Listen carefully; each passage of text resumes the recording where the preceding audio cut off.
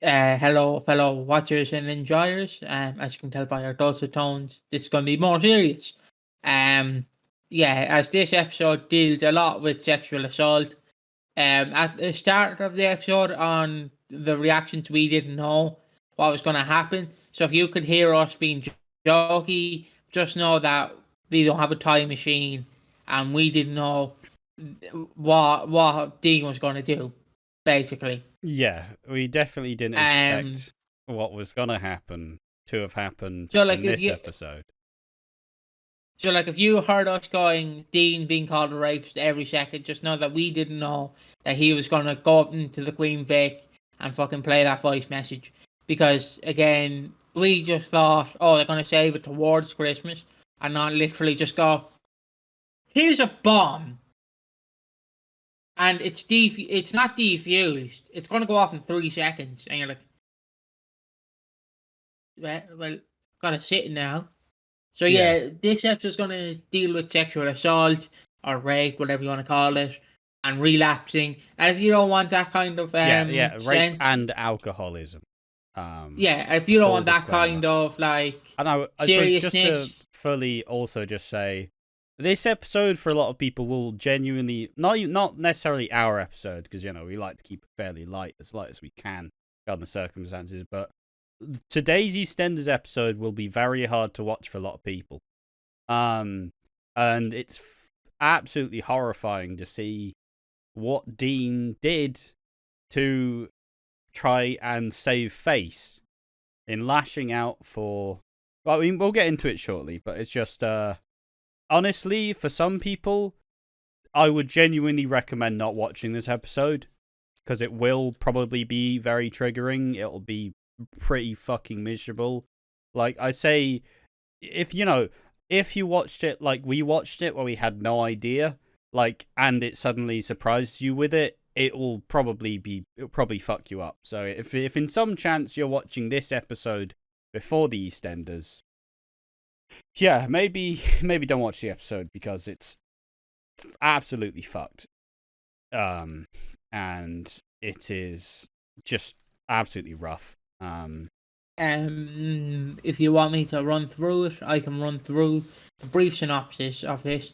Yeah. So it's Christmas time in Albert Square, as we all know. Albert Square? Yes. It's Albert Square, isn't it? Yeah, just wanted to make sure.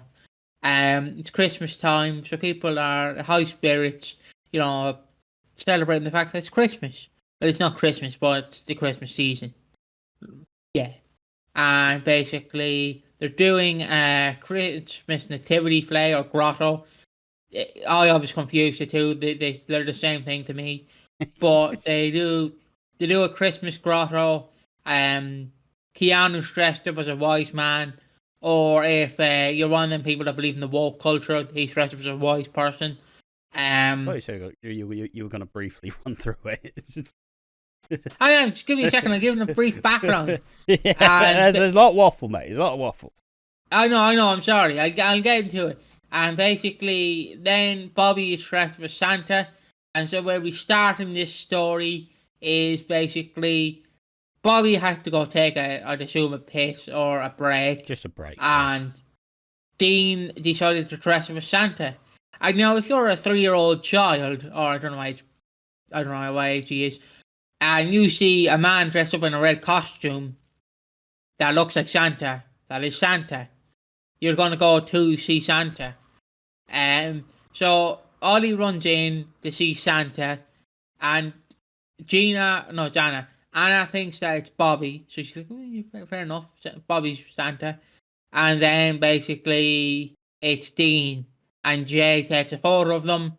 And then basically Linda gets a text message from Jade. I'd assume Jade. Yeah. And Jade's like, here he is with Uncle Dean. And Linda's like, Anna, Gina, you fuckers. And I'm like, I understand it from Linda's perspective, but you can't really tell a 3-year-old or however old Ollie is to be like, yeah, mate, you can't go see Santa. Why? Well, he's a rapist. You can't it's really one do of those that. things where obviously, okay, I've trusted Anna to do this for me, they're going to go and let Ollie around, I'm not free, so I can't do it. All right, I'll trust them. My like daughters. I don't fucking know what they would technically be. But like, all right, I've let them do it. Oh, and they found Santa. They found a Father Christmas dress up in the shop that we're not supposed to go into, and it's my rapist smiling with my child. It's oy. So yeah, Linda's obviously very furious, and it also just leaves a little ominous thing, as someone left a fucking bottle of vodka just laying around on that kitchen table, just laying around. No one thought of cleaning it up or anything with an alcoholic in the house. So yeah, just remember that bottle of vodka, as we'll get to. So I guess I have to include this because it's a kind of a key part. Yolande and I have to remember so many names. Elaine, basically have set up the Christmas choir, a community thing, and basically they're practicing the community choir. It's all fun and games. Dean is sneaking around the background. I wanted to say the back rooms, I didn't realise no one's gonna get that. And he's sneaking around, and then basically they have a sing song. Yolande's directing people, doing all of that. How you direct, and Elaine's basically fucking slapping her hand over. Yeah, Elaine. And then Dean walks. Yeah, and then Dean walks. I suppose also, just to say, it's a happy little celebration. Everybody's in the Queen Vic. All the families there. The Panasars are there. Cindy and Ian are there. It's like a family affair. It's all like, the Christmas choir. We're practicing. Ain't this cute? Just as and then Dean walks in and claps like a seal, and just goes, "Well done, mate. Well done. Well, guys, did you know that Linda lied? Checkmate, sir." And also, Linda threatened to kill Dean. And then that's the key information to me. And then basically he plays the voice message. All the Queen Vic's looking around. Publicly in the Queen Vic. If you imagine how it's been done in the past, imagine when Peggy reveals the Pat and Frank affair, just in front of, basically on stage, right? In front of everybody, the most possible people here. I suppose, why has he done this? Well, Jade obviously heard Keanu say he's a sexual predator and heard Linda say yeah. So obviously Jade has decided, I don't want anything to do with you. That's disgusting, I don't want anything to do with you. So now he's lost his daughter that he never really got to, he once again, it's kind of, it's showing that more we're starting to realize, I suppose we'll get into that when it talks to the Gina thing, as we kind of get a bit of a development as we see who Dean actually is. But, in his mind, he's obviously going after Linda because he took her daughter away. And that's why he's publicly outed her confession to a lot of people. And yeah, it plays the full thing about how it was all a lie. I don't need to go over the details, but it's probably some of the hardest EastEnders to watch this year. I know a lot of people used to really dislike the Linda character, but since they've elevated her a lot this year, I've become a fan. I've liked her a lot more. Yeah, this is absolutely fucking soul crushing to hear, of just publicly in front of all the family and friends, and everybody's like, and the nights they kind of like, they're like, oh yeah, no, he coerced her, he coerced her into a confession because I hit him down the stairs, and it's all this night drama publicly kind of outed, but they're all trying to save face with Linda, and Alfie believes, but ultimately, with what's going to happen later on, it's going to get immediately very hard to actually believe that Linda's telling the truth. Which is, as fucked up as it is, there are some actions that she takes which are going to make people Not me. You know, we all know that Linda's fully justified and, like, fully in the right. But, you know, a lot of people on the square probably won't really start to believe her anymore. I will want to add, I think people just hated Linda Ace because she was treated like a main character for years. And then it was the whole Mick Carter, will they, won't they, will they, won't they. Oh, she's on the booze. Oh, she's cross steward. Oh, she's not there when Mick's feeling suicidal. Oh. I wouldn't necessarily say so. I'd more so say that she was always the more prickly one out of her and Mick. I'd also say she was overexposed. If she was involved in a lot of stuff, and she was just very loud and annoying at all times. Which, you know, like, that's why a lot of people dislike the character as a whole. But, you know, I think through this year they positioned her more as like a classic matriarch type, and now she has ascended to being on like the not quite the top tier of like landladies or the Queen Vic, but, you know, she is slowly like climbing the ranks a lot more with how much she's actually done. But yeah, can I go through the next bit?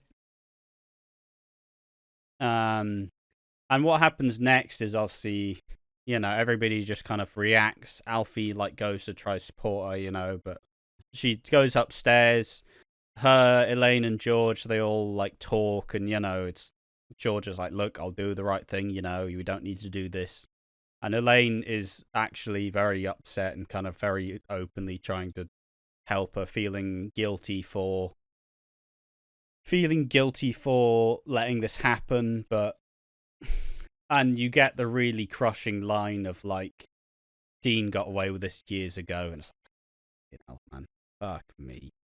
This is rough. But you can just kind of see Linda angling for them to leave because she's obviously spied the vodka on the table, and now it's just a general choice as to whether, like, how much is enough. Will she fall off the wagon again? You know, she tries to do a lot of the things that she would normally, like, think of Ollie, think of Annie, you know. Hopefully that'll help. But yeah, unfortunately, in the end, Linda finds herself on the kitchen table with the vodka and has relapsed at the end of the episode, which, yeah, most upsettingly, probably is going to make everybody start to not believe Linda as much, because, you know, why would she lie and then now she's kind of fell off the wagon again? It's another part in Dean's game. And we now know that it is a game with Dean, because he makes a comment to Gina, not at the end of the episode, but Gina goes to confront him like, well, why would someone do that, you know? And then he just kind of says, yeah, it would take like a real, like, I don't know if he used the term psychopath necessarily, but he essentially went, yeah, it would take a real monster to be able to like turn your emotions on and off like that. And as he sees, also, microphone's doing a bit of interference. I think it's stopped now. Yeah, Dean says only psychopaths can turn their emotions on and off like that. And he explains to Gina why, like, you know, look, it's not my, like, you know, she took my daughter away from me. And then the second that he feels like he's played Gina, I think he lets out a wry little smile. No, he didn't let out a smile, but he looks like he's very sure of what he's doing. Which now more paints Dean as just a psychopath who's just willingly taunting Linda, rather than, like, you know, maybe we can start to believe that this victim complex is an act. Is where I was angling with this. Yeah, fucking hell. It's definitely not the lightest EastEnders to watch this year. I'll say that much. It's a very serious episode. A lot of people will be quite upset with it, and I think it's perfectly justified because it was fucking rough to see. And if you've been affected by anything like this, I'm sure it would really mess with you to see this stuff kind of, you know, like, this would be your worst nightmare, I would imagine, if this was the case, of a false confession gets outed and now you are kind of just you're now powerless again. You know. I think that'd be interesting to see if there's been the typical like. I kind of want to see what people. I wonder if people have done the like 6 a.m. watchers thread just to get a general view of what people have thought about it. But I don't quite think there's one. So yeah, that was the episode. Is there any way to make this light, or do we just leave it at this and let it just sit for what it is and hope that Well, it's not as upsetting as it could be? I guess we'll be bidding you a farewell, a goodbye, and just know that if the react videos come out, just know that was filmed before we knew. And I want to just to defend it. Sorry, but I still say it's a pretty good representation of us kind of realizing it, where you clearly have me just fucking losing my mind because it's absolutely fucked. It, like, and then Piggy even make like a tiny joke just to like the way I'm like, not the time, Piggy, not the fucking time. Don't do that now. But you know, it's you get the duality of how we both watch it. Where I'm very clearly, I'm like writing this all down. Like, yeah, it's great. Oh, fantastic. So you're really good. And then people be like, all right, I lighten the mood. Yeah, because my way of dealing with this kind of sort of episode is try not to think about it. It's just try. I know people might get mad at that, but if you want to watch the episode, my way of how I view these sort of episodes, and I know you might come across as a bit of an asshole, and I'm sorry, but I try and make light of the situation. Because if you're watching this episode going, fucking Dean, fucking, this is the worst episode ever, you're screaming at a wall because you just think of it like, don't think of it as a joke. Just try and think of lighthearted things. Like, could literally be about your newborn dog who got a puppy. And try and think of positive things if you're watching. If you've been affected by the episode, my take would be, if you really want to watch the episode and you're going to be affected by it, just think of happy things. I know that's easier very hard to say. I'll easier said than done, but much easier but yeah, said you can than see done. But I can understand the message of, if you're gonna watch this episode and you have been affected by a lot of the stuff, it will probably take a lot of mental preparation to be able to sit through something like this happening, if you are particularly affected by it. Because like, it's a very hard thing to sit through for anyone. But if you've been affected by it in particular, like, it's a perfectly reasonable stance to take. These aren't simply trying to. They're not just sensationalizing this for fun. This is obviously a part in the story, but at the same time, it's still something very serious, and something that, if you're very into it, or if you're very taken by it, it'll obviously hurt a lot more. But yeah, I think it's the idea of what I imagine what you're also trying to say is just generally kind of try to build a bit of like a shield, kind of mentally prepare to sit through it. Because if you do it unsuspectingly, it could probably really affect you, and that's not really what anybody wants through this. It's another aspect in turning Dean into being a horrific villain and a genuine villain. Not, some people may try misconstrue that maybe he thinks he's genuine. Maybe he genuinely believes his life has been ruined by Linda. Or, and some people, I mean, not me. Not me, I'm not sympathizing with Dean. But some people might sympathize with him. But it does seem like we are heading towards him just essentially being fully realized as a scumbag and a villain and an awful piece of shit. Well, not that that's not already known, but more so there's less ambiguity as it will go on. And I still wholly believe that Dean's going to die at Christmas, so we've got about 13 days left. It will be interesting. It's just like, try and be careful when watching this. It's all about really trying to get across. Yeah. And just look at the fact that we clearly deal with grief in two different ways. Or not grief, with trauma in two different ways. You have Ash there, like, this is very serious, and then I'm like, yeah, fuck you, Lindy. Yeah, he got a husband. Look at George Kiss Lane, and I'm like, maybe I shouldn't have said that, but not the fucking time, Piggy. Not the time. But like it's like basically, look at me like you're at a funeral, and you really want to fart, and then the priest is like, "Can we have silence?" And he hears, I don't know if that picked up, but a silent. But that's fine. It was just a silent fart or a big fart, and everyone's like, "Oh my lord, not in the church! Come on!" Yeah, it's in these moments. Yeah, just imagine that. In these moments when we do the reactions, I do tend to.